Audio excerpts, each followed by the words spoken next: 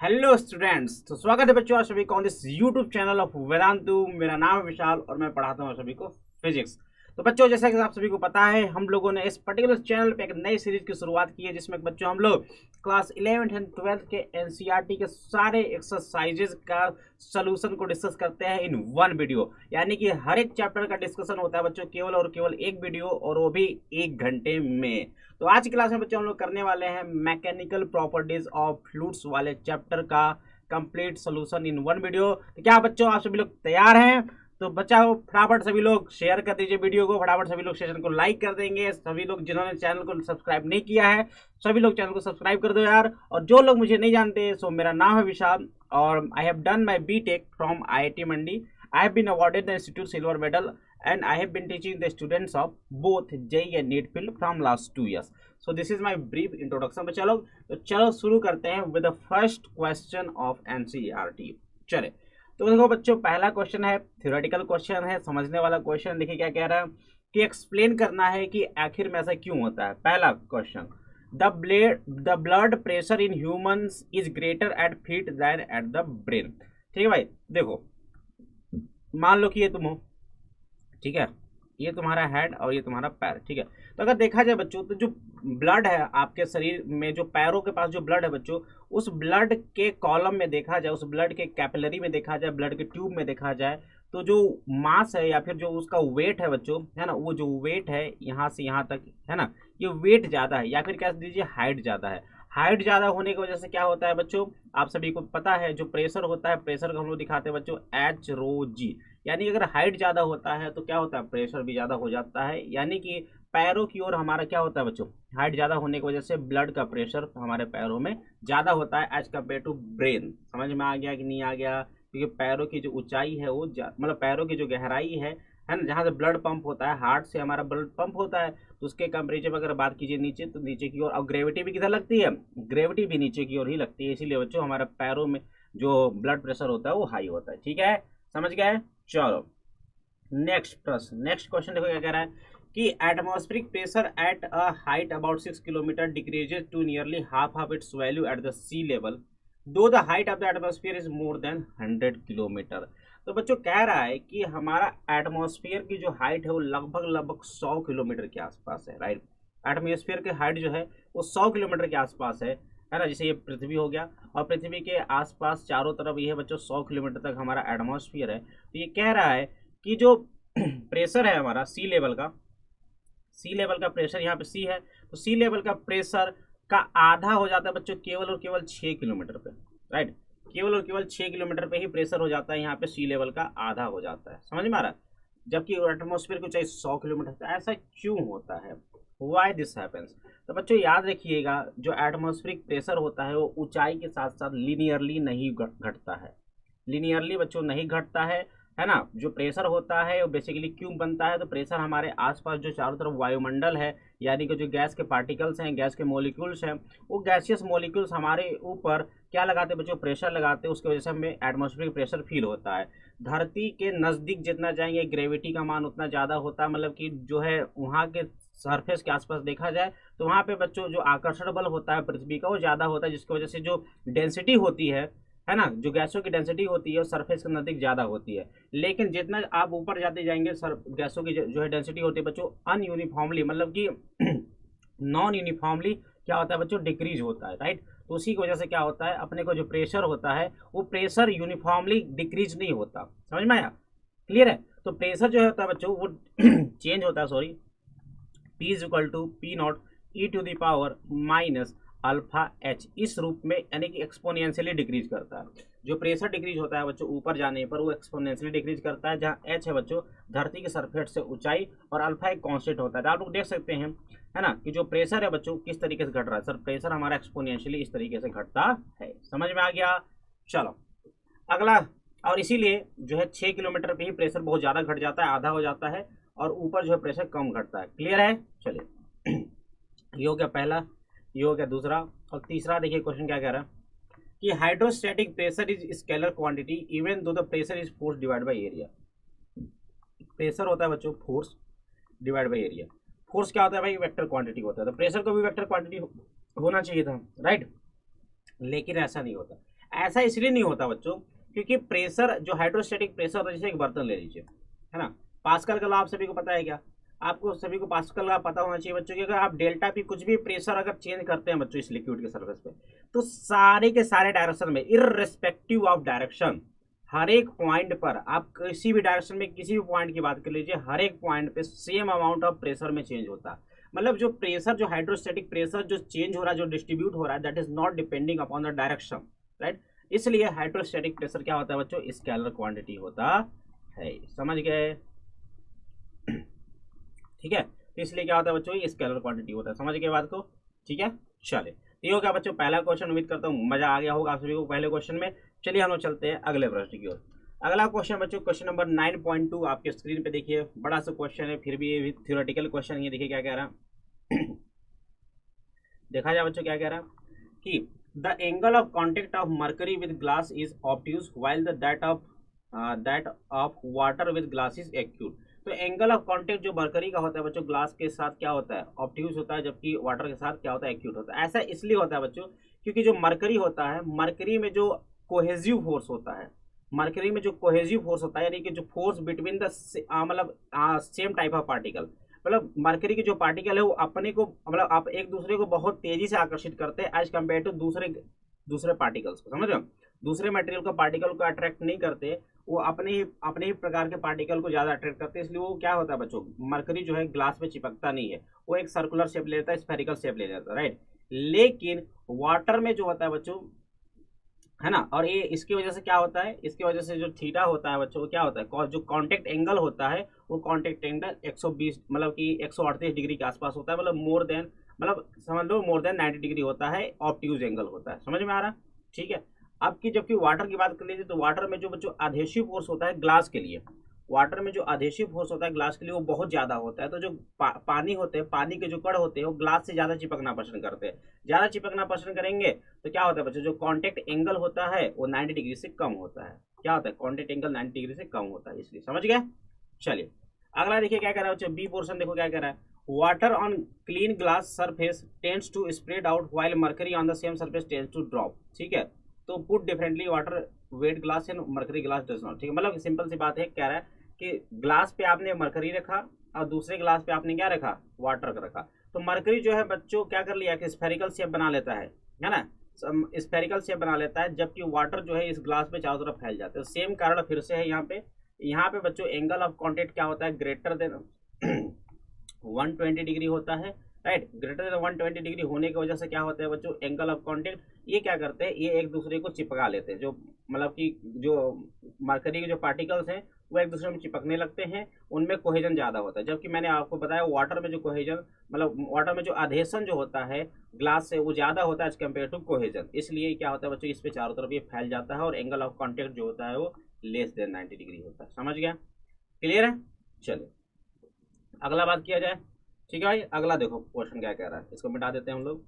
Next question देखो क्या कह रहा है बच्चों। नेक्स्ट क्वेश्चन ये कह रहा है कि surface tension of a liquid is independent of the area of surface. ठीक है, तो सरफेस टेंशन क्या होता है भाई? सरफेस टेंशन जो होता है sir, force per unit length, right.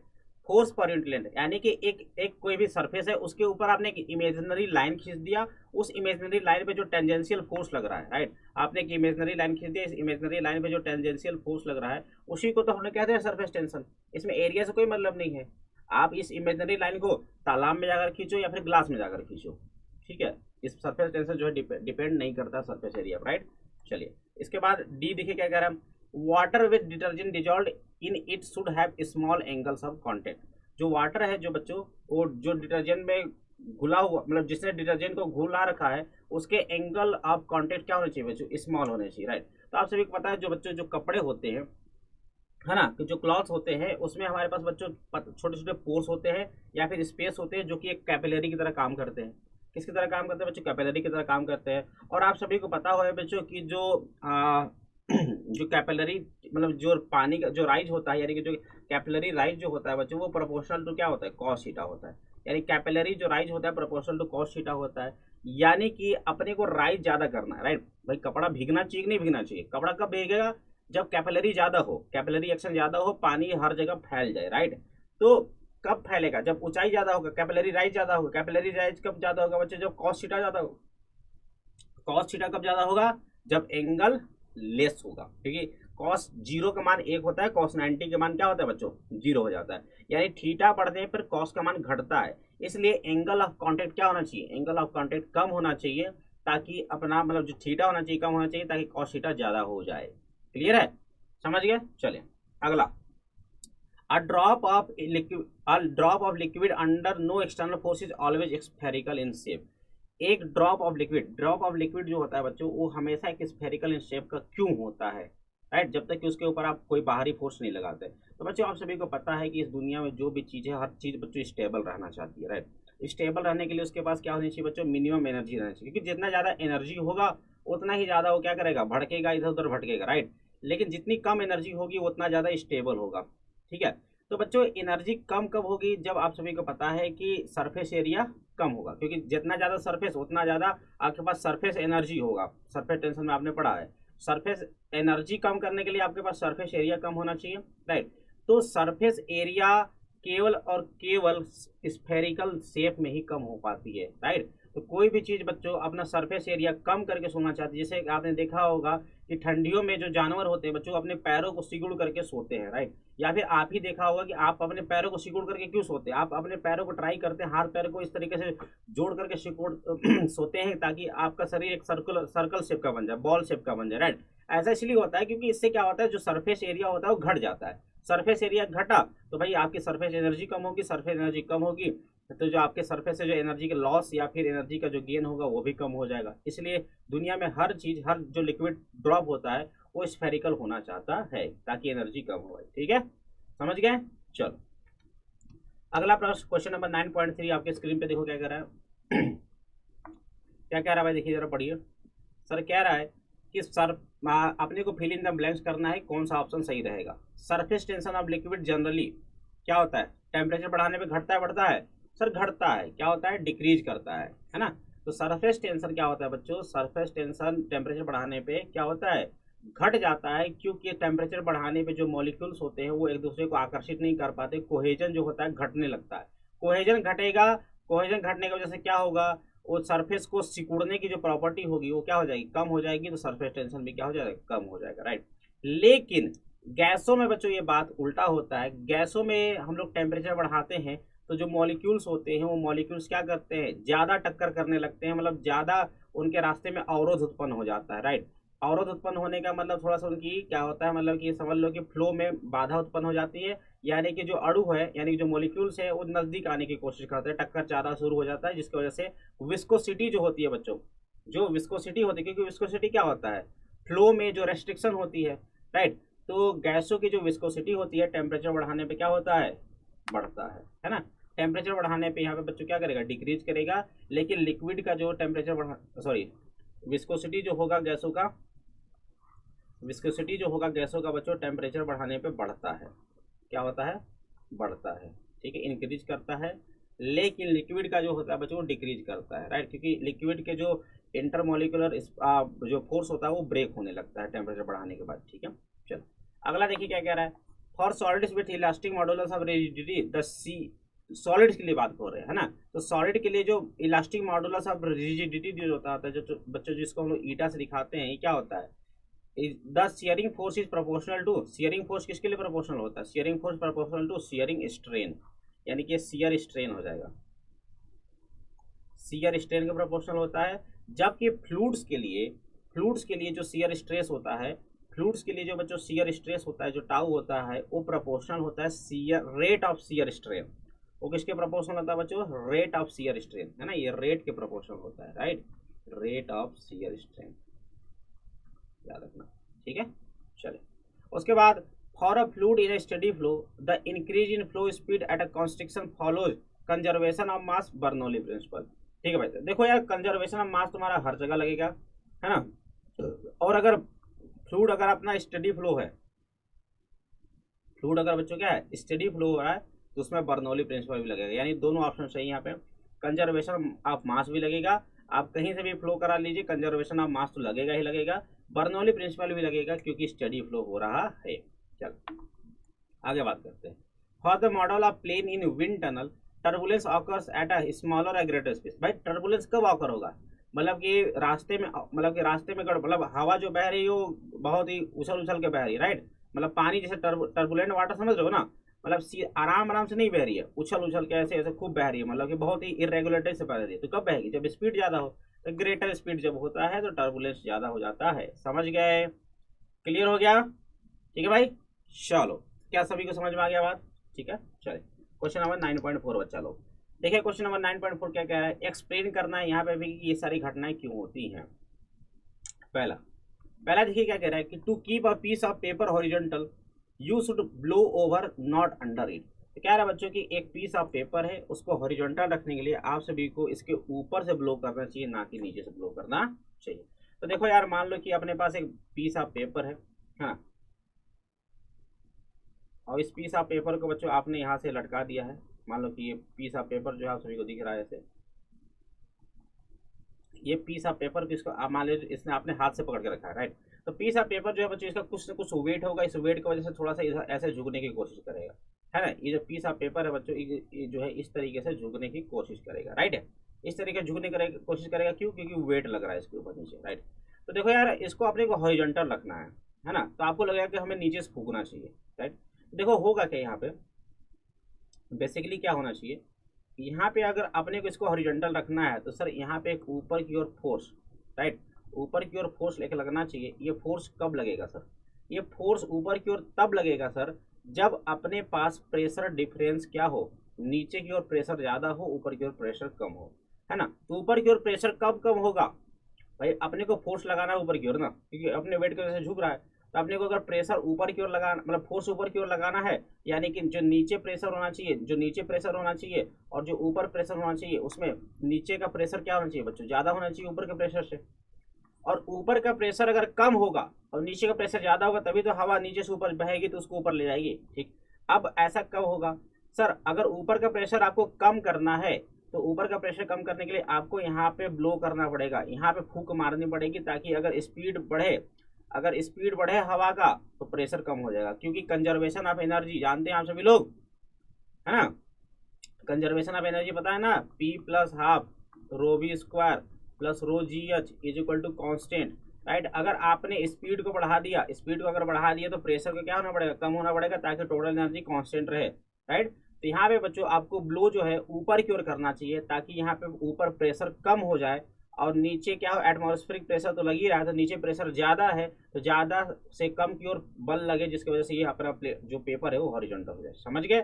इसीलिए हमें ऊपर की ओर ब्लो करना चाहिए। क्लियर हो गया?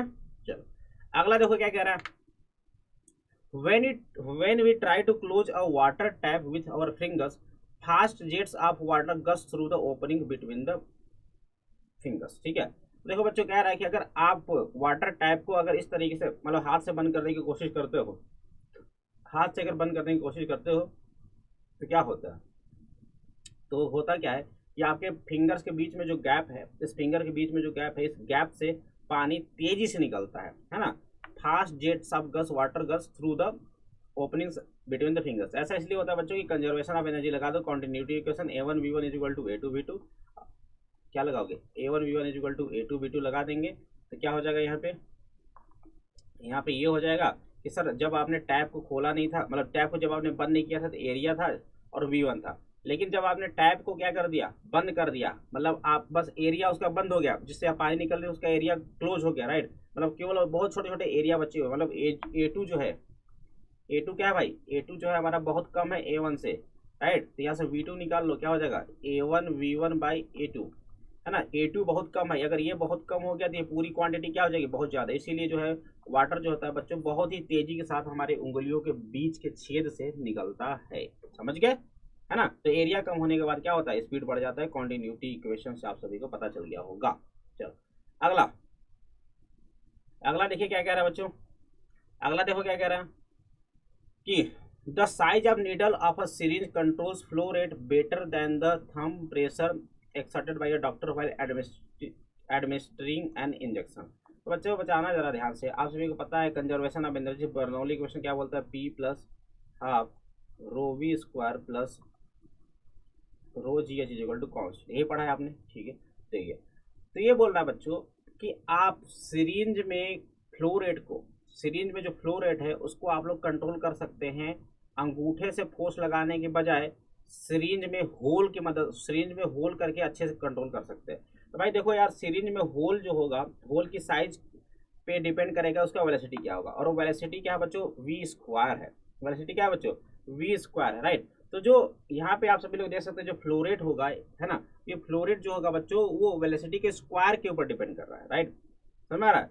तो भैया तो इसलिए हम लोग कह सकते हैं कि जो जो होल होगा, होल से जो स्पीड होगा पानी का, या फिर जो भी उसमें अंदर दवा जो होगा उसका जो स्पीड होगा वो ज़्यादा एक कम मतलब ज़्यादा वेरी करेगा एज कम्पेयर, मतलब थोड़ा मोड़ा प्रेशर, थोड़ा मोड़ा चेंजिंग करने पे, थोड़ा मोड़ा एरिया कम बेसी करने पर जो वेलोसिटी होगा वो ज़्यादा चेंज होगा एज कम्पेयर टू प्रेशर, क्योंकि प्रेशर की पावर 1 है और वेलोसिटी की पावर 2 है भाई, राइट। इसीलिए प्रेशर, अंगूठे जो आप प्रेशर लगा रहे हैं उसके कंपेरिजन में जो होल है जिसकी स्पीड आएगी, जिसके वजह से जो स्पीड होगा वो चेंज होगा, इसलिए जो होल होगा वो ज़्यादा अच्छे से कंट्रोल कर पाएगा, साइज जो है वो ज़्यादा अच्छे से कंट्रोल कर पाएगा as compare to the pressure. ठीक है भाई, कि मतलब कितना अपने को दवा डालना है that will be betterly controlled by the size of the needle. ठीक है, चलो अगला, the fluid flowing out of a small hole in vessel result in backward thrust. तो भाई ये मोमेंटम कंजर्वेशन पे आधारित है ना। जैसे कि मान लीजिए कि अगर हमारे पास बच्चों एक पाइप है ना, इस पाइप से अगर वाटर निकल रहा है, अगर पाइप से वाटर निकल रहा है तो भैया जा रहा है कुछ न कुछ मास लेके जा रहा है, कुछ न कुछ इसकी वेलोसिटी लेके जा रहा है। तो यहाँ पे कोई भी एक्सटर्नल फोर्स तो है नहीं, तो कंजर्वेशन ऑफ मोमेंटम लगेगा। अगर ये इधर जा रहा है बच्चों तो सेम मोमेंटम से पाइप जो होगा किधर जाएगा, पीछे की ओर जाएगा, क्योंकि मोमेंटम कंजर्व रहता है। अगला, a spinning cricket ball in air does not follow a parabolic trajectory. तो देखो यार, जो स्पिनिंग बॉल होता है, जो स्पिनिंग बॉल जो होता है बच्चों वो पैराबोलिकल पाथ पे नहीं मोशन करता, पैराबोलिकल पाथ पे मोशन नहीं करता है ऐसे, राइट। वो कैसे मोशन करता है बच्चों, वो उसका मोशन जो होता है थोड़ा सा टेढ़ा मोड़ा हो जाता है। क्यों ऐसा इसलिए होता है, क्योंकि यहाँ पे घटना होती है बच्चों मैग्नस इफेक्ट का, राइट। तो होता है क्या है कि नीचे की ओर जो स्पीड होता है बच्चों, नीचे जो स्पीड होता है कम होता है और ऊपर की ओर स्पीड ज़्यादा होता है, जिसकी वजह से यहाँ पे प्रेशर क्या होता है बच्चों, ज़्यादा होता है, यहाँ पे प्रेशर कम होता है। प्रेशर नीचे ज़्यादा ऊपर कम है, जिसकी वजह से बॉल जो होता है बच्चों अपवर्ड ड्रैग लगता है इसके ऊपर, और इसके वजह से बच्चों इसका जो रास्ता होता है वो पैराबोलिकल ना होकर के डेविएट हो जाता है। इसी को हम लोग कहते हैं बच्चों मैग्नस इफेक्ट। क्या कहते हैं इसको हम लोग, मैग्नस इफेक्ट कहते हैं। समझ गए, चलो क्लियर हो गया यहाँ तक, ठीक है भाई, क्लियर है। चले, ये था बच्चों 9.4। अब शुरू होता है बच्चों कुछ न्यूमेरिकल्स वाले क्वेश्चन। अभी तक ये जितने भी हमने क्वेश्चन देखा वो सारे के सारे क्वेश्चन किस पे बेस्ड थे बच्चों, थ्योरेटिकल क्वेश्चन थे। ठीक है, चलो अब हम लोग बात करते हैं बच्चों 9.5 की। देखिए क्या कह रहा है कि 50 किलो की लड़की है, wearing high heel shoes, balances on a single heel. The heel is circular with diameter 1 centimetre. What is the pressure exerted by the heel on the horizontal floor. Pressure पूछा है, फोर्स अपॉन में area होता है। Force क्या हो जाएगा बच्चों यहाँ पे, वेट, वेट अपॉन में एरिया हो जाएगा।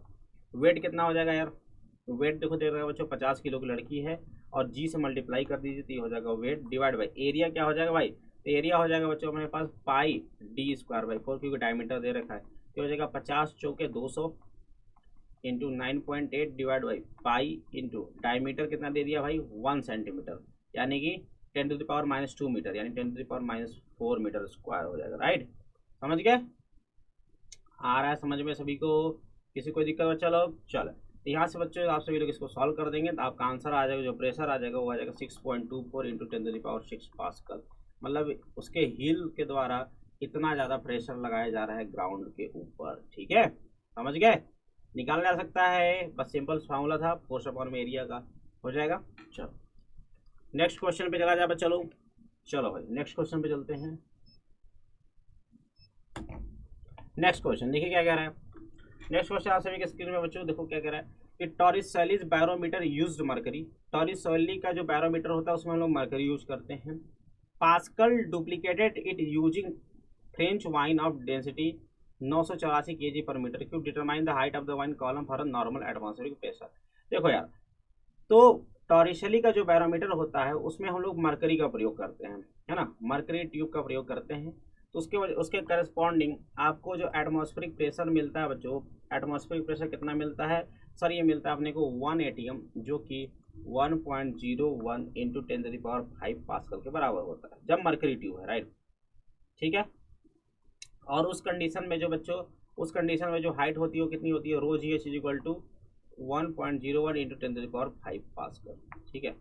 लेकिन यहाँ पे जब आपने मरकरी यूज किया था तो हाइट कितनी आती है, 76 सेंटीमीटर आती थी, 76 सेंटीमीटर आती थी क्या, ठीक है। लेकिन अगर आपको बच्चों same amount of pressure measure करना है, लेकिन आप पास्कल ने क्या किया कि मरकरी को हटा करके उसमें एक शराब डाल दिया जिसकी डेंसिटी है 984 kg/m3।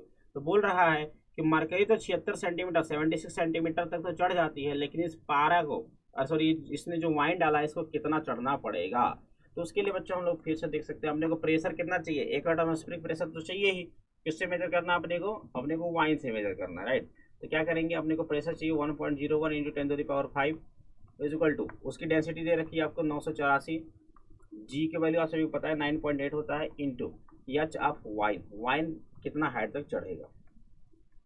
सॉल्व कर देंगे इसको तो हो जाएगा 1.01 इंटू 10⁵ और डिवाइड बाई बच्चे हो जाएगा 984 इंटू 9.8। इसको सॉल्व कर दीजिए तो लगभग आ जाता है आपका 10.5 मीटर। कितना आ जाएगा, 10.5 मीटर के आसपास आपका आंसर आ जाएगा। यानी कि जहां मरकरी केवल 76 सेंटीमीटर चढ़ती थी, इसको 10.5 मीटर लंबा ट्यूब लाना पड़ेगा तब जा करके चढ़ता है। समझ लो 10.5 मीटर मतलब तुम्हारे घर की 3-4 मतलब समझ लो कि कितना समझ सकते हो यार, मतलब 2.5 तल्ले 2 तल्ले 3 तल्ले मकान के आसपास की होनी चाहिए इसकी ऊंचाई, ठीक है। क्लियर है, 10.5 मीटर समझ में आ रहा है कितना होता है। चलो हो जाएगा भाई। चलो अगले क्वेश्चन की ओर चला जाए। क्वेश्चन नंबर देखो 9.7 क्या कह रहा है कि एक vertical offshore structure is built to withstand the maximum stress of 10⁹ pascal. तो मतलब हमने एक स्ट्रक्चर बनाई जो कि मैक्सिमम कितना स्ट्रेस बियर कर सकता है, 10⁹ पास्कल, ठीक। तो कह रहा है कि ये जो स्ट्रक्चर है भैया सूटेबल है एक ऑयल में रख मतलब एक ऑयल वेल में रखने के लिए। Take the depth of ocean to be रफली 3 kilometre and ignore the ocean current. तो देखो यार इसको आप लोग क्या यहाँ पे रख सकते हैं जहाँ पे प्रेशर समुद्र के जो पानी है, समुद्र के पानी यानी समुद्र का जो करंट है, समुद्र की जो धाराएं हैं उसके धाराओं द्वारा लगाए जाने वाला जो धाराओं कह रहा हूँ मैं, समुद्र के पानी द्वारा जो लगाए जाने वाला जो प्रेशर है वो कितना है, वो जो है बच्चों मतलब कि उसको ये सस्टेन कर पाएगा कि नहीं कर पाएगा, राइट। तो देखो यार क्या है कि अपना जो समुद्र है बच्चों 3 किलोमीटर गहरा है। समुद्र कितना बच्चों 3 किलोमीटर गहरा है, राइट। और जो ऑयल वेल होते हैं, तेल वाले जो वेल होते हैं जहाँ से हम लोग तेल से पेट्रोलियम डीजल वगैरह निकालते हैं, वो कहाँ खोदे जाते हैं बच्चों, वो सब खोदे जाते हैं हमारा समुद्र के सरफेस के नीचे खोदे जाते हैं ना, वहाँ से तेल निकाला जाता है, राइट। तो इसके जो पाइप होना चाहिए, ये जो आपने स्ट्रक्चर बनाया ये स्ट्रक्चर पूरा समुद्र की गहराई तक होना चाहिए, तब तो जा करके तेल निकाल पाओगे नीचे के सरफेस से, राइट। तो 3 किलोमीटर पानी जो है, 3 किलोमीटर पानी का अगर ये प्रेशर झेल पा रहा है ना, तो ये सस्टेन कर पाएगा, राइट। तो निकाल लो यार 3 किलोमीटर नीचे तक कितना प्रेशर लग रहा है, निकाल लीजिए। मैक्सिमम प्रेशर जो होगा वो कितना होगा, है ना। तो ये हो जाएगा सर प्रेशर जो मैक्सिमम होगा वो होगा सर एच रो जी। एच कितना भाई, एच हमारा सर 3 किलोमीटर यानी 3 इंटू 10⁻3। डेंसिटी कितना वाटर का डेंसिटी आप लोग ले लीजिए 10⁻3 ले लीजिए 1000 kg/m की, और इस हो जाएगा 9.8। मल्टीप्लाई कर दीजिए हो जाएगा बच्चों 2.94 इंटू 10⁻ कितना 7 पास्कल, राइट। तो देखो ये बच्चों है मैक्सिमम प्रेशर जो इसके ऊपर लग सकता है ना, मैक्सिमम प्रेशर जो इसके ऊपर लग सकता है बच्चों वो इतना है 10⁻7 है। लेकिन ये मैक्सिमम कितना बियर कर सकता है, इतना बियर कर सकता है। यानी कि जो सिग्मा मैक्स है वो बच्चों ज़्यादा है, लगभग 100 गुना ज़्यादा है इससे। तो क्या कर सकता है ये विथ स्टैंड कर सकता है इस, यानी कि हम लोग इस स्ट्रक्चर को यूज कर सकते हैं कहाँ पर, को ऑयल वेल के ऊपर, ठीक है। समझ में आ गया, क्लियर है भाई, डाउट क्लियर हो गया। चलो मतलब समझ लो ये कहानी ऐसा है कि बच्चों अगर ये हमारा समुद्र है, समुद्र की गहराई हमारे पास 3 किलोमीटर है और यहाँ पे हमारा कुआं है, तो कुआं के ऊपर अगर हमको ये स्ट्रक्चर लगाना है तो क्या स्ट्रक्चर झेल पाएगा। तो उसके लिए हमने देखा कि बच्चों जो मैक्सिमम प्रेशर लग सकता है वो कितना हो सकता है, इतना लग सकता है। तो ये मैक्सिमम प्रेशर को अगर झेल पा रहा है तो ये इसको यूज कर सकते हैं। तो मैक्सिमम प्रेशर 10⁻9 है, लेकिन आप लोग समुद्र के पानी के द्वारा कितना लग रहा है, ये लगभग 10⁻7 में ही लग रहा है, यानी कि आराम से बियर कर जाएगा, है ना। तो इसकी अभी स्ट्रेंथ बच्चों 100 गुना ज़्यादा है इससे, ठीक है। समझ गए, क्लियर हो गया। चलो जाए आगे, चलो भाई तो चलते हैं हम लोग आगे नेक्स्ट क्वेश्चन की ओर बच्चों लोग। देखिए क्या कह रहा है क्वेश्चन नंबर 9.8 कि एक hydraulic automobile lift is design to lift cars with maximum mass of 3000 kg, है ना भाई। तो 3000 किलो तक के कार को उठाने के लिए एक हाइड्रोलिक ऑटोमोबाइल लिफ्ट बनाया गया है। The area of cross section of piston carrying the load is 425 centimetre square. What is the maximum pressure would the smaller piston have to bear. ठीक है, तो देखो यार आप सभी लोग देखिए जरा, पास्कल क्लास आप सभी को पता है कि हर जगह जो प्रेशर होगा बच्चों बराबर होगा, राइट। तो आप लोग प्रेशर निकाल लीजिए, प्रेशर ऑन पिस्टन,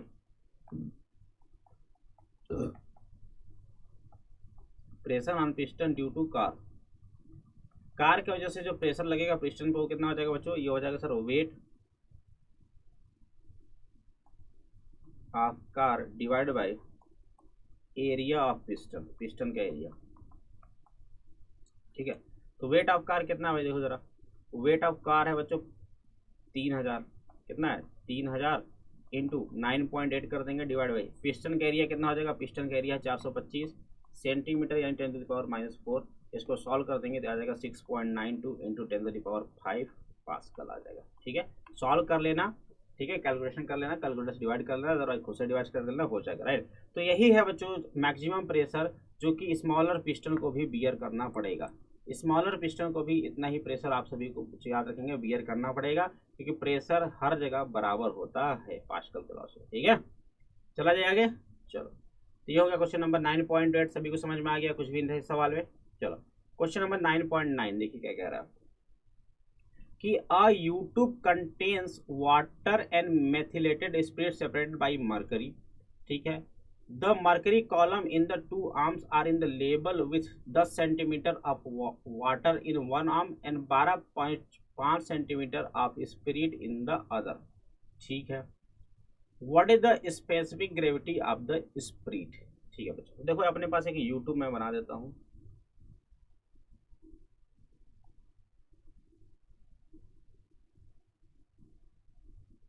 ठीक, ये देखो यूट्यूब है, इस यूट्यूब में हमने भर दिया बच्चों क्या, मरकरी भर दिया है, ये है हमारे पास मरकरी। इसके इधर आपने रख रखा है वाटर, हाँ इसके इधर है बच्चों आप सभी के लिए वाटर। ठीक है, the mercury column to 10 centimetre water है, 12.5 सेंटीमीटर क्या है अपने पास, और 12.5 सेंटीमीटर है अपने पास, 12.5 सेंटीमीटर है अपने पास क्या है भाई,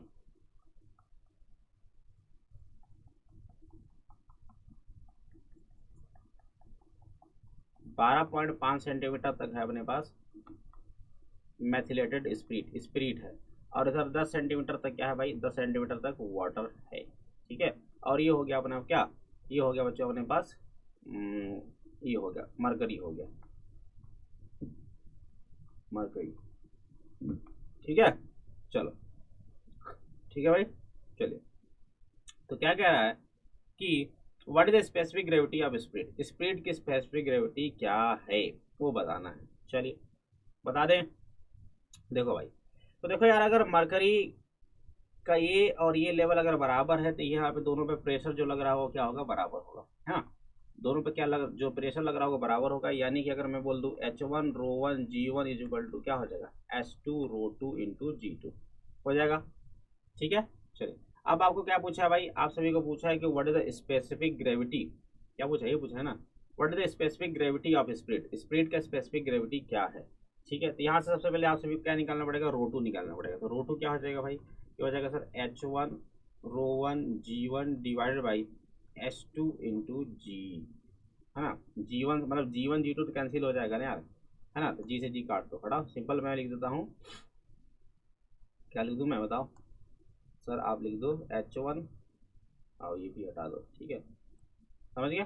चलो तो देखो कितना आ जाएगा जरा बताइए, ρ2 कितना हो जाएगा बच्चों, तो H1 कितना है हमारे पास, इधर का हाइट कितना है 10 सेंटीमीटर इंटू ρ1, बताओ जल्दी, ρ1 सर 1, पानी का डेंसिटी तो 1 ग्राम पर सेंटीमीटर क्यूब होता है, और ये 10 सेंटीमीटर डिवाइड बाई 12.5 सेंटीमीटर। ठीक है, ये हो जाएगा बच्चों कितना, ये हो जाएगा लगभग 0.8, यानी कि जो ρ2 निकल गया बच्चों ये 0.8 ग्राम पर सेंटीमीटर क्यूब निकल गया, राइट। तो जो स्पिरिट है जो स्पिरिट है उसकी डेंसिटी कितनी निकल गई, स्पिरिट की जो डेंसिटी निकल गई भाई कितनी हो गई, स्पिरिट की डेंसिटी बताओ जरा। सर स्पिरिट की डेंसिटी हमारा आ गया 0.8 ग्राम पर सेंटीमीटर क्यूब आ गया, राइट। अगर आपसे पूछा है स्पेसिफिक ग्रेविटी पूछा, तो स्पेसिफिक ग्रेविटी होता है बच्चों √2/ρ1। वाटर की कंपेरिजन में डेंसिटी का रेशियो ले लीजिए, तो ये हो जाएगा बच्चों 0.8 डिवाइड बाई वाटर का होता है 1, ये आ जाएगा 0.8। स्पेसिफिक ग्रेविटी जो आ गया, स्पेसिफिक ग्रेविटी जो आ गया बच्चों वो कितना हो गया, 0.8 आ गया। क्लियर है, समझ गए सभी लोग, हो जाएगा। चलो तो बढ़िया सवाल था, हो जाएगा, कॉन्सेप्ट क्लियर हुआ इस सवाल में। चलिए अब देखिए अगला प्रश्न क्या कह रहा है, नेक्स्ट सवाल ध्यान देखेंगे।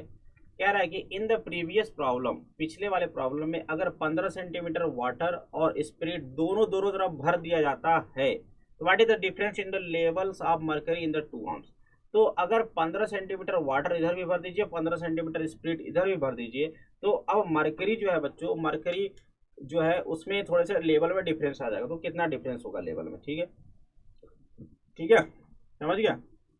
चलो तो आप बताना जरा मुझे, हाइट ऑफ वाटर कितना हो जाएगा, पहले 10 था अब 15 और जोड़ दिया, यानी कितना हो जाएगा 25 सेंटीमीटर। हाइट ऑफ स्पिरिट बताओ जरा, स्पिरिट का हाइट कितना हो जाएगा, पहले सर 12 था उसमें आपने 15 और जोड़ दिया तो ये हो जाएगा सर, नहीं 12.5 था ना पहले, 12.5 उसमें जोड़ देंगे तो हो जाएगा सर 27.5 सेंटीमीटर, ठीक है। ये हो गया स्पिरिट का हाइट, राइट है।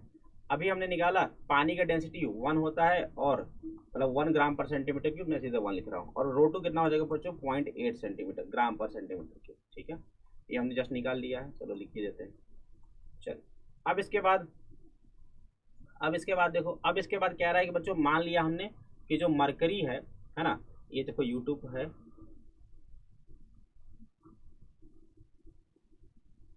ठीक है, ये यूट्यूब आप सभी को दिख रहा है, इसमें थोड़ा सा अब जो है लेवल में डिफरेंस आ गया है। ये अपना मरकरी, ये क्या है भाई अपना मरकरी है, मरकरी के इस और इस वाले लेवल के बीच का डिफरेंस है, मैंने मान लिया एच है, और दोनों तरफ बच्चों, दोनों तरफ 27 सेंटीमीटर तक आपने क्या भर रखा है, पानी भर रखा है, राइट। दोनों तरफ 15 सेंटीमीटर पानी जोड़ दिया है ना, इधर वाटर हो गया, सॉरी इधर वाटर आपने भर दिया, उधर स्प्रिट भर दिया है ना। चलिए तो अगर मैंने मान लिया कि जो एच जो है बच्चों, this is the difference between the mercury layers, ठीक है। तो ये जो डिफरेंस होगा बच्चों ये कितना होगा, डिफरेंस की वजह से जो प्रेशर होगा वो कितना होगा, इस डिफरेंस की वजह से जो प्रेशर होगा, प्रेशर डिफरेंस कितना होगा, डेल्टा पी जरा बताइए, तो हो जाएगा सर एच रो जी, एच रो जी हो जाएगा, नहीं हो जाएगा, ठीक है। अब मरकरी का जो डेंसिटी है, स्पेसिफिक ग्रेविटी है बच्चों 13.6 और पानी का डेंसिटी कितना होता है 1, तो मरकरी का डेंसिटी कितना हो जाएगा 13.6 हो जाएगा, तो हो जाएगा 13.6 और जी इंटू और एच इंटू 13.60, ये डेल्टा पी होगा, प्रेशर में कितना डिफरेंस आ गया, राइट। अब ये प्रेशर डिफरेंस क्यों होगा, ये प्रेशर डिफरेंस बच्चों इन दोनों की वजह से लगाया गया प्रेशर में डिफरेंस के बराबर होगा, राइट। तो ये जो प्रेशर डिफरेंस होगा अब ये होगा वाटर और स्पिरिट, वाटर एंड स्पिरिट के pressure delta P due to water and spirit, कितना हो जाएगा सर, ये हो जाएगा H1 ρ1G minus S2 ρ2G, ठीक है। जरा बताइए H1 कितना बच्चों 25 है, इंटू रो1 पानी का 1 माइनस S2 कितना भाई 27.5 इंटू ये हो गया 0.8, ठीक है, और इंटू हो जाएगा G, मैंने कॉमन ले लिया था। अब इस प्रेशर को बच्चों आप लोग बराबर कर दीजिए, इसको सॉल्व कीजिए, 25 हो जाएगा, 27.5 इंटू 0.8 कर देंगे तो ये आ जाएगा बच्चों 3G आ जाएगा, कितना आ जाएगा 3G आ जाएगा। अब ये जो प्रेशर है सर, इस प्रेशर को आपको इसके बराबर कर देना पड़ेगा, इस प्रेशर को आप लोग इसके बराबर कर दीजिए, H इंटू 13.6G के बराबर कर दो, G से G कैंसिल, तो H इज इक्वल टू आ जाएगा भाई कितना sir, H is equal to आ जाएगा, H इज इक्वल टू आ जाएगा कितना, ये हो जाएगा सर 3/13.6, 3/13.6 मतलब कि सर लगभग 0.22 सेंटीमीटर होता है, कितना होता है लगभग 0.22 सेंटीमीटर जो होगा वो गैप हो जाएगा मरकरी के दोनों साइड के लेयर्स के बीच में, ठीक है।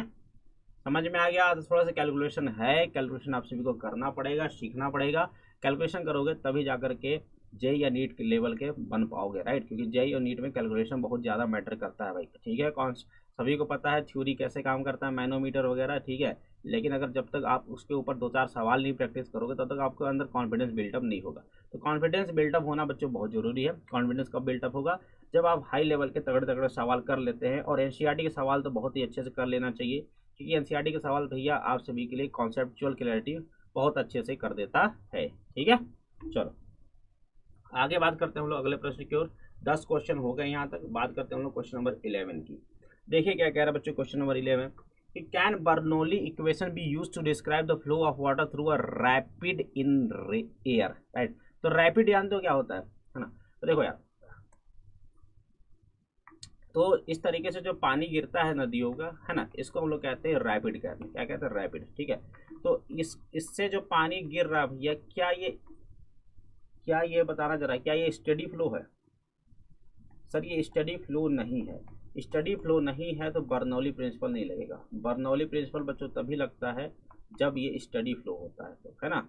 बर्नौली प्रिंसिपल तब लगता है जब स्टडी फ्लो होता है, तो यहाँ पे बर्नौली प्रिंसिपल जो है नहीं लग पाएगा, क्योंकि रैपिड में, है ना, पानी जो है तीव्रता के साथ चेंज होता है, राइट। तो वहाँ पे स्ट्रीम लाइन फ्लो नहीं है, तो जिसकी वजह से क्या होगा भाई, अपना जो है मतलब कि बर्नौली प्रिंसिपल नहीं लग पाएगा। क्लियर है, याद रहेगा, ठीक है। चलो अगला क्वेश्चन, अगला देखिए क्वेश्चन क्या कह रहा है बच्चों, does it matter if one uses gauge instead of absolute pressure in applying Bernoulli's equation. Bernoulli के क्वेश्चन क्या होता है बच्चों, P1 plus half rho V1 square plus क्या होता है rho GH1 is equal to P2 plus half rho V2 square plus rho GH2, यही होता है। ठीक, तो बच्चों यहाँ पे आप जो गॉज प्रेशर क्या होता है, गॉज मतलब होता है बच्चों absolute atmospheric pressure, right, sorry net atmospheric pressure होता है, रिलेटिव एटमॉस्फेरिक प्रेशर होता है, राइट। अगर कोई भी प्रेशर बच्चों, अगर कहीं का प्रेशर अगर एटमॉस्फेरिक प्रेशर से ऊपर है तो गॉज प्रेशर पॉजिटिव होता है, और कहीं का प्रेशर अगर एटमॉस्फेरिक प्रेशर से कम है तो वहाँ पे निगेटिव प्रेशर होता है, राइट। तो मतलब निगेटिव गॉज प्रेशर होता है। तो बच्चों यार देखो जरा ध्यान से, यहाँ पे P1 के जगह तुम P1 के जगह पे एटमॉस्फेरिक प्रेशर के जगह पे आप सभी लोग रखिए, क्या रखिए, आप सभी लोग रखिए गॉज प्रेशर। तो गॉज प्रेशर जो हो जाएगा, गॉज प्रेशर क्या हो जाएगा सर, गॉज प्रेशर यहाँ पे रख दीजिए माइनस PATM। गॉज मतलब कि जो गॉज प्रेशर होता है प्रेजेंट का प्रेशर माइनस एटमॉस्फेरिक प्रेशर घटा दो, राइट, तो ये हो जाता है अपना गॉज प्रेशर। समझ में आ रहा है? इसमें आप क्या कर दीजिए, ये कर दीजिए, right, P minus P atmospheric, ये हो जाएगा गॉज प्रेशर। और यहाँ पे भी सेम चीज़ करना पड़ेगा, P2 minus P atmospheric, right. देखो P एटमॉस्फेरिक कट ही जाएगा, कोई फर्क नहीं पड़ता, राइट। तो गॉज प्रेशर हम लोग आसान यूज कर सकते हैं एब्सोल्यूट प्रेशर की जगह पे, कोई दिक्कत वाली बात नहीं है, गॉज प्रेशर भी यूज किया जा सकता है, ठीक है, याद रखना, कोई भी फर्क नहीं पड़ेगा क्योंकि दोनों तरफ सेम ही चीज़ें कट जाएंगे।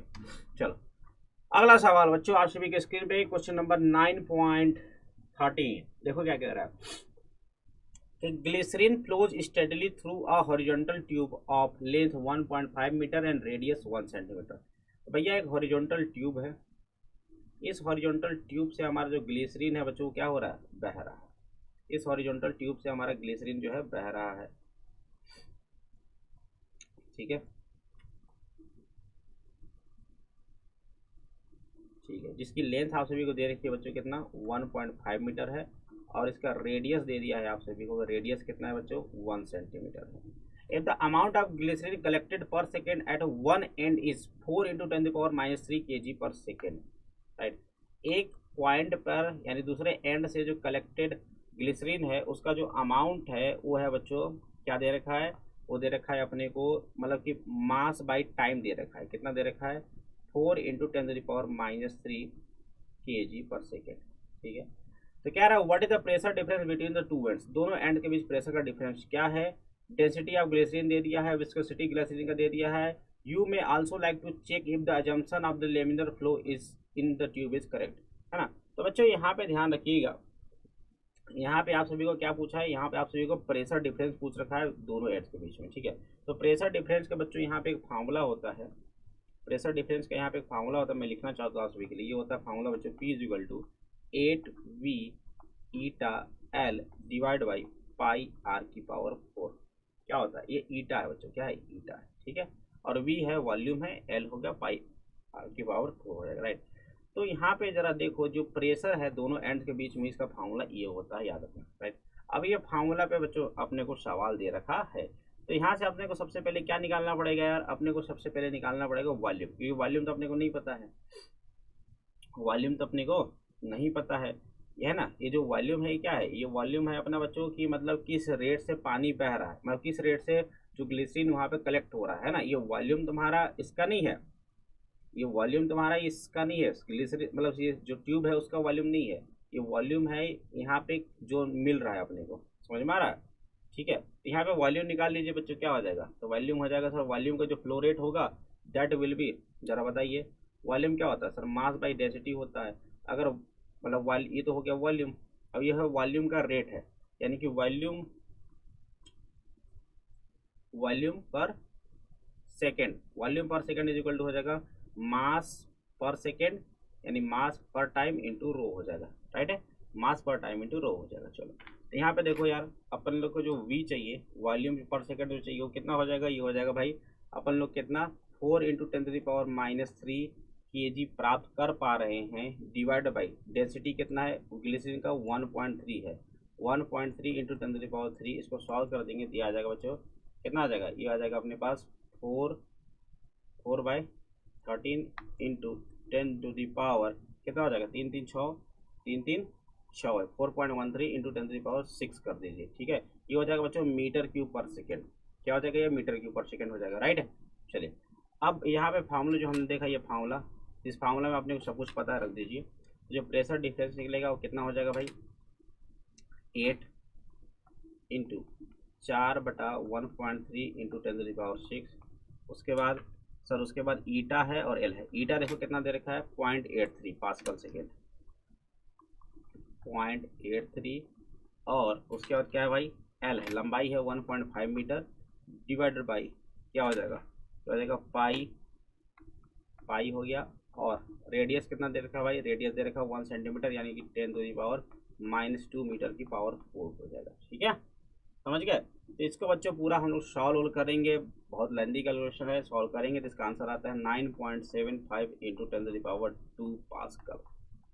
कितना आता है, यानी कि दोनों एंड्स के बीच में जो प्रेशर डिफरेंस है ये इतना होता है, 9.75 इंटू 10⁻² पास्कल होता है, this is the pressure difference. Clear है।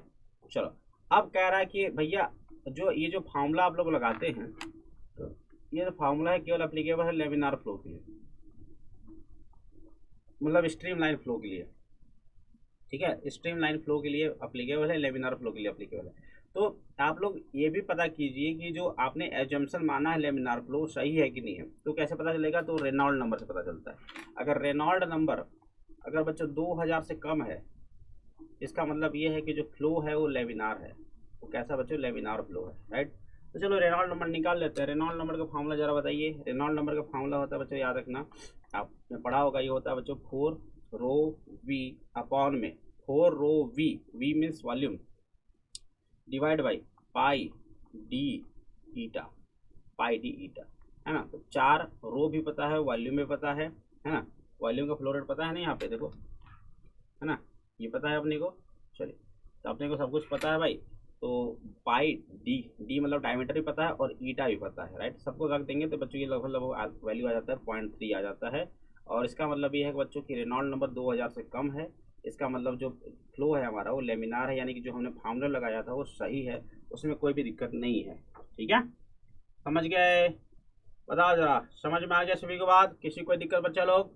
ठीक है, चलिए क्वेश्चन नंबर 14 देखो, ये कह रहा है क्वेश्चन नंबर 14 क्या कह रहा है बच्चा लोग, देखेंगे जरा ध्यान से सभी लोग। Everyone, in a test experiment on a model airplane in a wind tunnel, the flow speed on the upper and lower surface of the wing is 17 metre पर सेकेंड एंड 63 मीटर पर सेकेंड। ठीक है, तो अपर पे, अपर ऊपर जो speed है बच्चों हवा का 70 मीटर पर सेकेंड है, और नीचे जो स्पीड है वो 63 मीटर पर सेकेंड है। ठीक है, what is the lift on the wing, तो विंग पे कितना लिफ्ट लग रहा है, तो लिफ्ट यानी कि जो फोर्स कितना लग रहा है, राइट। अगर ये विंग है तो विंग पे जो फोर्स लग रहा है बच्चों क्या होगा, प्रेशर इंटू एरिया, है ना। प्रेशर मतलब कौन सा प्रेशर भैया, ऊपर और नीचे के विंग के बीच में जो जितना प्रेशर है इंटू एरिया कर दीजिए तो हो जाएगा, तो basically delta P into area हो जाएगा। यही आपको थ्रस्ट निकालना है।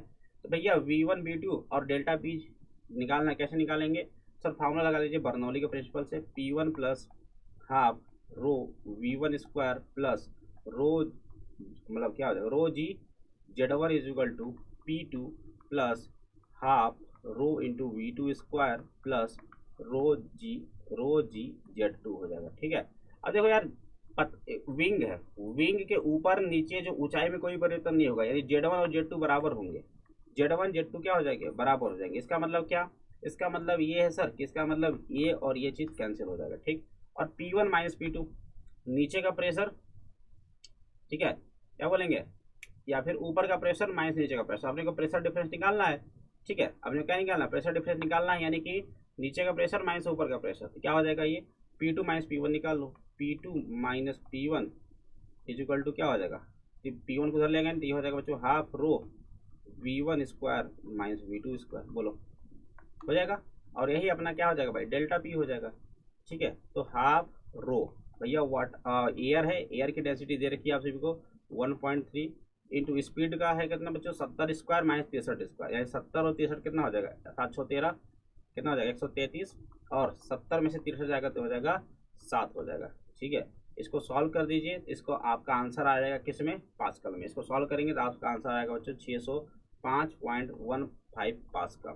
This is the pressure difference between the wings. ऊपर और नीचे वाले विंग्स के बीच में प्रेशर डिफरेंस इतना है भैया। अगर प्रेशर डिफरेंस इतना है तो फोर्स कितना लग रहा होगा इस प्रेशर डिफरेंस की वजह से, तो फोर्स हो जाएगा भाई डेल्टा P इंटू ए, राइट। तो हो जाएगा 605.15 इंटू एरिया आप सभी को दे दी है विंग का 2.5, एरिया दिया है ना 2.5, रख दो सॉल्व कर दो तो आ जाएगा बच्चों 1.51 into 10⁻³ Newton. This will be the value of the force जो कि उस विंग पे लग रहा होगा उस पर्टिकुलर टाइम पीरियड पे। समझ में आया कि नहीं आया भाई, आ गया भाई समझ में, किसी कोई दिक्कत बच्चा लोग, बढ़िया सवाल था। ठीक है, तो ये बर्नौली के प्रिंसिपल पे आधारित एक्सपेरिमेंट भी होता है ना। ये बर्नौली जो भी हवाई जहाज होता है या फिर जो मैग्नेस इफेक्ट होता है जो बॉल को स्विंग कराते हैं, वो दोनों के दोनों बच्चों यही घटना पे आधारित है, बर्नौली के प्रिंसिपल पे ही आधारित घटनाएं होती हैं, है ना। नीचे के स्पीड क्या होता है बच्चों, ज्यादा। नीचे का स्पीड क्या होता है, नीचे का स्पीड होता है कम, ऊपर का स्पीड होता है ज्यादा। नीचे का स्पीड क्या होता है, कम होता है, ऊपर का स्पीड ज्यादा होता है। तो स्पीड ज्यादा मतलब प्रेशर कम, और नीचे स्पीड कम मतलब प्रेशर ज्यादा। तो नीचे प्रेशर ज्यादा, ऊपर प्रेशर कम, तो ज्यादा से कम की ओर क्या लगता है, एक फोर्स लगता है, उसी को हम लोग थ्रस्ट कहते हैं, और इसकी वैल्यू आप लोग ऐसे निकाल सकते हैं। ठीक है, हो जाएगा बच्चे लोग, चला जाए आगे, चले चलो भाई आगे चलते हैं। देखिए अगला क्वेश्चन, देखिए क्या कह रहे हैं। तो बढ़िया सवाल है, थोड़ा कॉन्सेप्चुअल क्लैरिटी वाली सवाल है भाई, कॉन्सेप्ट यहाँ पे क्लियर रहना चाहिए तब जाकर आप सवाल को सॉल्व कर पाएंगे। तो देखिए क्या कह रहा है कि फिगर ए और बी में स्टडी फ्लो है बच्चों, नॉन विस्कस फ्लो है, तो कौन सा कंडीशन गलत है, इसमें से कौन सा फिगर जो है वो गलत बताया गया। ठीक है भाई, तो देखो यार जरा मुझे बताना, बर्नौली का प्रिंसिपल क्या बोलता है सर, ये बोलता है sir pressure plus half rho B square plus rho G Z is equal to constant, यही होता है ना, ये बोला। यानी कि अगर आप प्रेशर बढ़ा रहे हो तो वेलोसिटी घटना चाहिए, अगर आपका प्रेशर घट रहा है यानी वेलोसिटी बढ़ना चाहिए। समझ में आ रहा है, ये होगा ना भाई इसको देख करके कि रो जी जेड तो कांस्टेंट होगा, हटा दो। ठीक है, यानी कि अगर आपका वेलोसिटी बढ़ा मतलब दोनों यूनिवर्सली हैं, क्योंकि देखो दोनों का समेशन, जैसे मान लो कि बच्चों a plus B is equal to 10 है, a plus B is equal to 10 है। ठीक, तो अगर मैं a को 3 लेता हूं और b को 7 लेता हूं तो योगफल कितना आ गया, 10 आ गया। अगर मैं a को 1 से कम कर दिया यानी 2 कर दिया तो b को बढ़ाना पड़ेगा कि नहीं बढ़ाना पड़ेगा, बढ़ाना पड़ेगा, तब तो जाकर 10 होगा। अगर आपने a को 5 से बढ़ा दिया, a को अगर आपने 5 से बढ़ा दिया हो गया 8, तो भैया b को 5 से कम भी करना पड़ेगा, 7 में से 5 घटा देंगे 2, तब जाकर 10 होगा। समझ में आया, तो वही बात यहाँ पे भी है बच्चों कि अगर इनका समेशन अगर कांस्टेंट है 10 के बराबर है, तो अगर प्रेशर बढ़ रहा है तो वेलोसिटी घटनी चाहिए, या फिर वेलोसिटी बढ़ रहा है तो प्रेशर घटनी चाहिए। क्लियर है। अब इस फिगर को देखिए ध्यान से, इस फिगर को अगर आप लोग ध्यान से नोटिस करेंगे तो बच्चों आप सभी को पता है कॉन्टिन्यूटी इक्वेशन से a1v1 is equal to a2v2, क्या कॉन्टिन्यूटी इक्वेशन पता है सभी को, सर बिल्कुल पता है। यानी कि जहां पे क्रॉस सेक्शन कम होगा वहां पे स्पीड ज्यादा होगी, यही तो बोलता है ना continuity equation, a proportional to v। ठीक है, यानी कि स्पीड अगर क्रॉस सेक्शन बहुत बड़ा हो गया, एरिया बहुत बड़ा है, तो वहां पे पानी का जो स्पीड होगा बहुत कम होगा, और एरिया जितना छोटा होगा पानी का स्पीड बच्चों उतना ही ज्यादा होता है। ठीक है, अब यहाँ पे देखो फिगर नंबर ए में देखिए, यहाँ पे बच्चों ये इसके कंपेरिजन में यहाँ पे एरिया देखिए तो यहाँ पे एरिया कम हो गया। अगर एरिया यहाँ पे कम हो गया बच्चों तो वेलोसिटी क्या होनी चाहिए, यहाँ पे पानी की बढ़नी चाहिए। यहाँ पे पानी का स्पीड क्या होगा, बहुत तेज होगा। अगर पानी का स्पीड तेज है, पानी का स्पीड तेज है तो सर यहाँ पे प्रेशर क्या होना चाहिए, सर यहाँ पे प्रेशर कम होना चाहिए, राइट। तो इसमें जो इस पाइप में पानी प्रेशर कम है तो पानी चढ़ेगा कैसे भाई, चढ़ कैसे गया पानी, समझ में आया। इसके कंपेरिजन में पानी तो इसके नीचे ही तो होना चाहिए क्योंकि प्रेशर कम है, ठीक है। तो ये फिगर गलत हो जाएगा, ये फिगर सही है बिल्कुल, क्योंकि यहाँ पे प्रेशर, यहाँ पे वेलोसिटी कम है बच्चों, तो यहाँ पे सॉरी यहाँ पे प्रेशर, यहाँ पे वेलोसिटी क्या है, कम है। इस वाले पोर्शन पे एरिया देखो ज्यादा है, इस वाले पोर्शन पे एरिया ज्यादा है तो वेलोसिटी क्या होगा, कम होगा।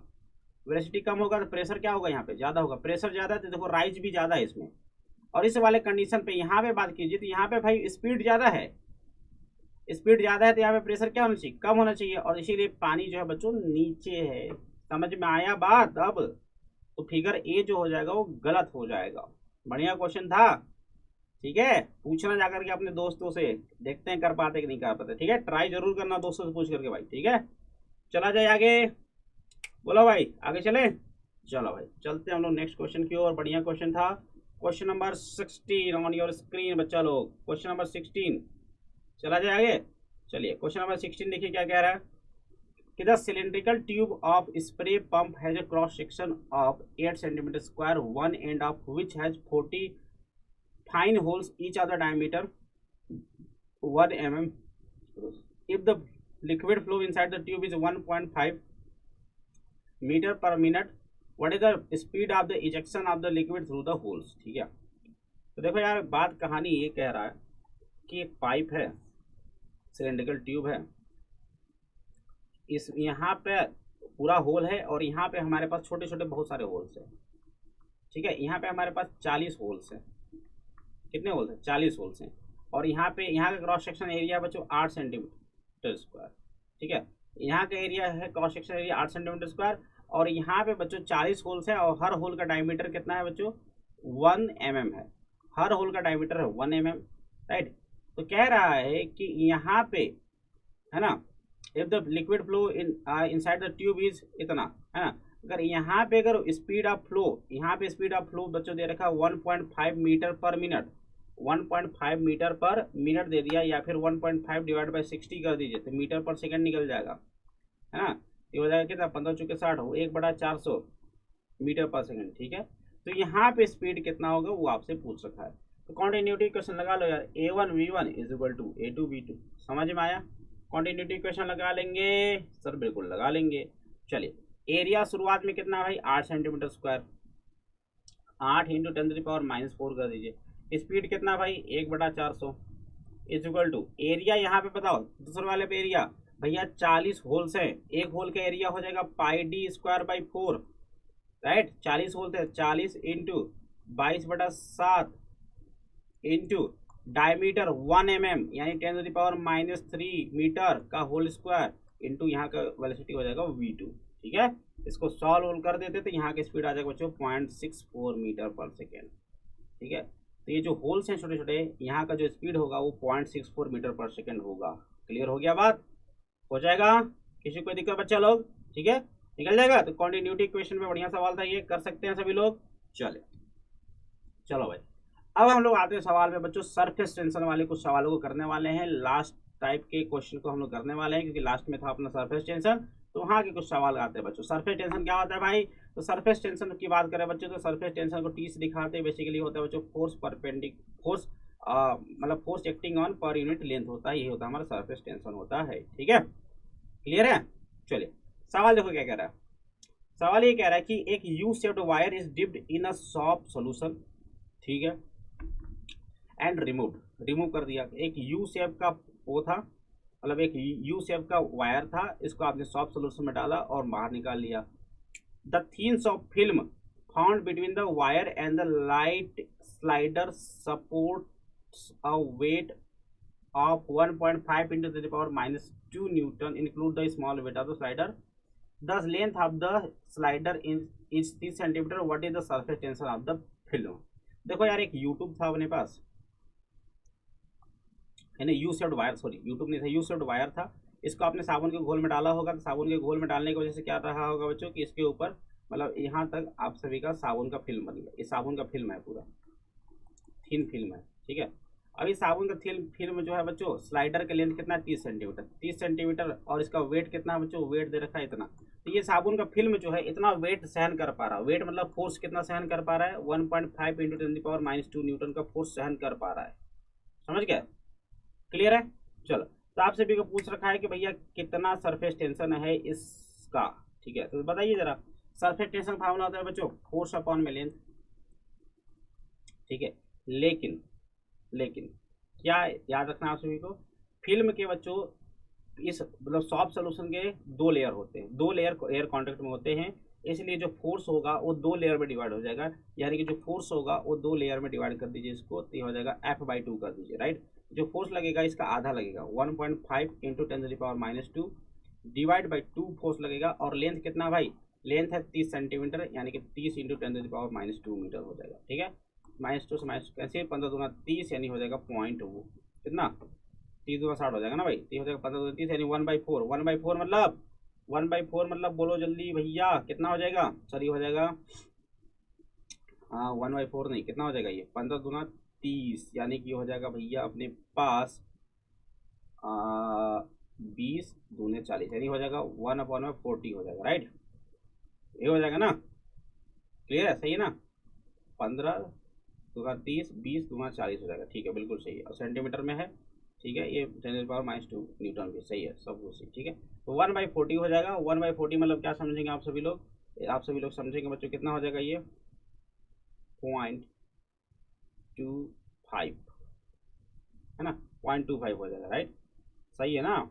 कुछ मिस्टेक हो रहा है क्या यहाँ पे, देखो 1.5 into 10⁻⁻² divide by 2 into 30 centimetre, यानी कि 30 इंटू 10⁻⁻² हो जाएगा, -2 से -2 कैंसिल, 15 बटा में 20 गुणे 30, 15 दूना 30, 1/40, 1/40 मतलब 1/40 मतलब बोलो भाई, 1/40 मतलब हो जाएगा सर, सॉरी 0.025 हो जाएगा ये तो, ठीक है। 1/40 हो गया ना, 1/40 मतलब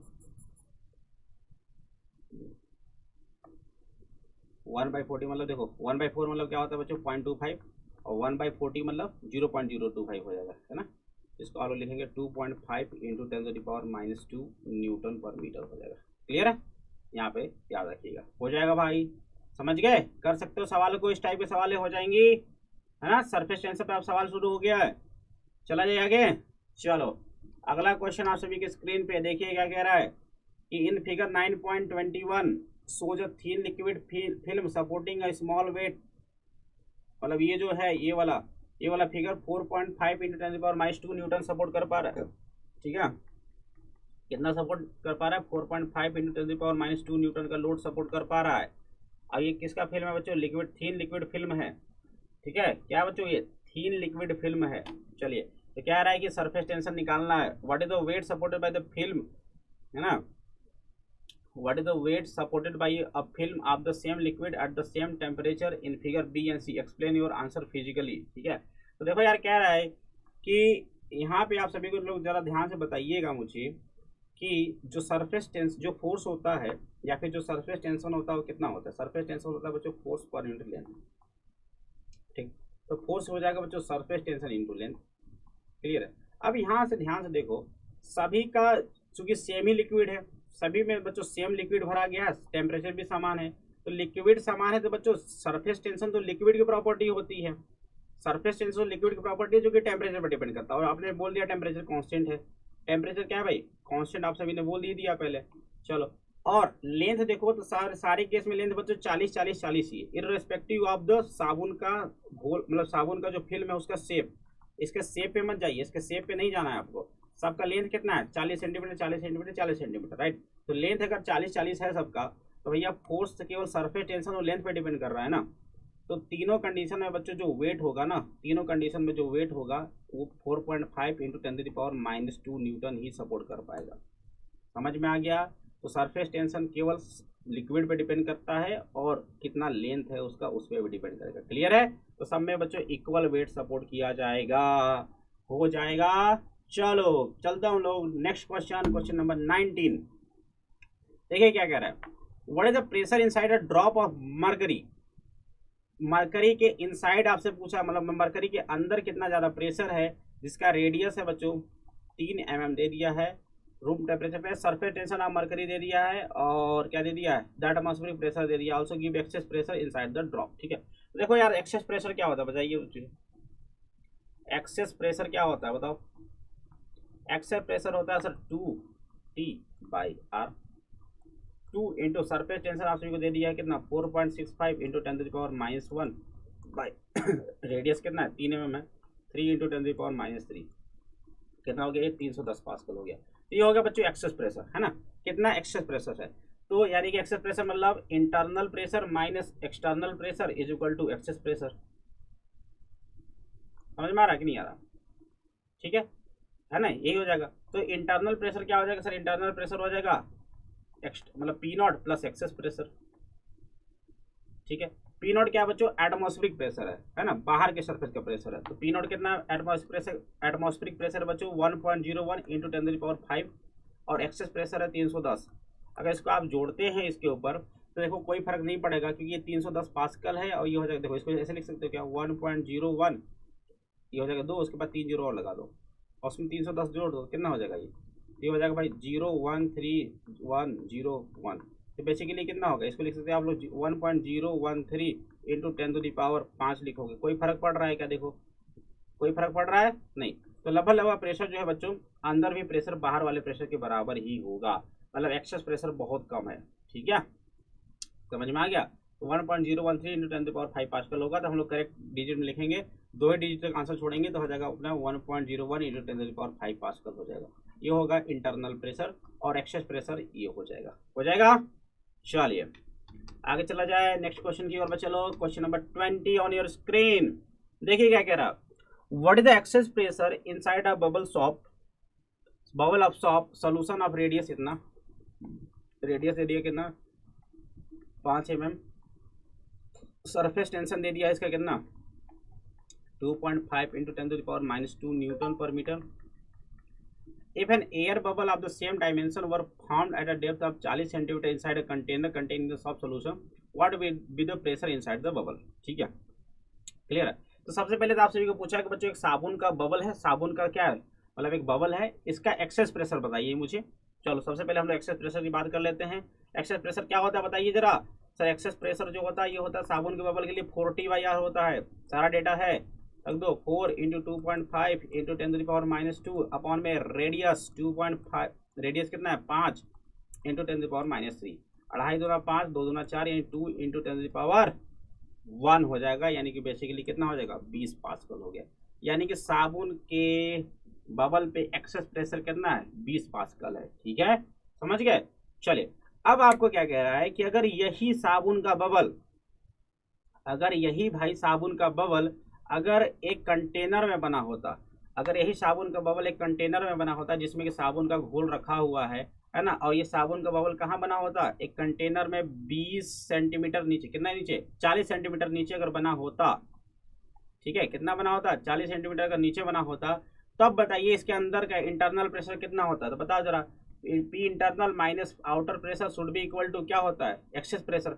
अब इस कंडीशन में साबुन का तो बबल है लेकिन अंदर है, सोल्यूशन के अंदर है, तो भैया जो लेयर एयर के कांटेक्ट में होगा वो केवल एक ही होगा, है ना। तो यहाँ पे 2T/R होगा इस कंडीशन में।